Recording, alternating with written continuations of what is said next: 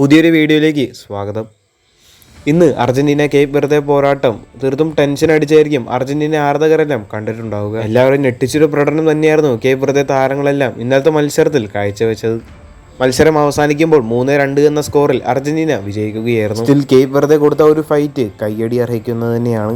ഇന്നത്തെ മത്സരത്തിലെ man of the match നായകനായിട്ടുള്ള ലയണൽ മെസ്സി തന്നെയായിരുന്നു. മത്സരത്തിന് ശേഷമുള്ള മെസ്സിയുടെ വാക്കുകളൊന്ന് നോക്കാം. ഈ ഒരു മത്സരത്തിന്റെ കാര്യത്തിൽ മെസ്സി പൂർണ്ണമായിട്ടും അത്ര സംതൃപ്തനല്ല. മത്സരത്തിൽ ഞങ്ങൾക്ക് ഒരുപാട് പിഴവുകൾ സംഭവിച്ചിരുന്നുവെന്ന് മെസ്സി പറഞ്ഞിരുന്നു. സത്യം എന്താണെന്ന് വെച്ചാൽ ഈ ഒരു മത്സരത്തിൽ ഞങ്ങൾക്ക് ഒരുപാട് പിഴവുകൾ സംഭവിച്ചിട്ടുണ്ട്. മത്സരത്തിന് അവസാനമായപ്പോൾ ഒരുപാട് വൈകാരികമായ സമയത്തിലൂടെയാണ് ഞങ്ങൾ കടന്നുപോയത്. മുന്നോട്ട് പോകാൻ സാധിച്ചതിൽ താൻ സന്തോഷവാനാണ്.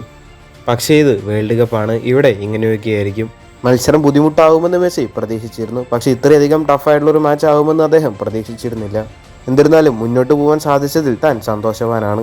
റൗണ്ട് ഓഫ് 16 കടക്കുമ്പോൾ അർജന്റീനയുടെ എതിരാളികളായിട്ട് വരുന്നത് ഈജിപ്റ്റാണ്. ജൂലൈ 7 ഇന്ത്യൻ സമയം 9:30 മത്സരം ആരംഭിക്കുന്നത്. അടുത്തൊരു വാർത്ത ISLലെ കേരള ബ്ലാസ്റ്റേഴ്സുമായിട്ട് ബന്ധപ്പെട്ട ഒരു അപ്ഡേറ്റ് ആണ്.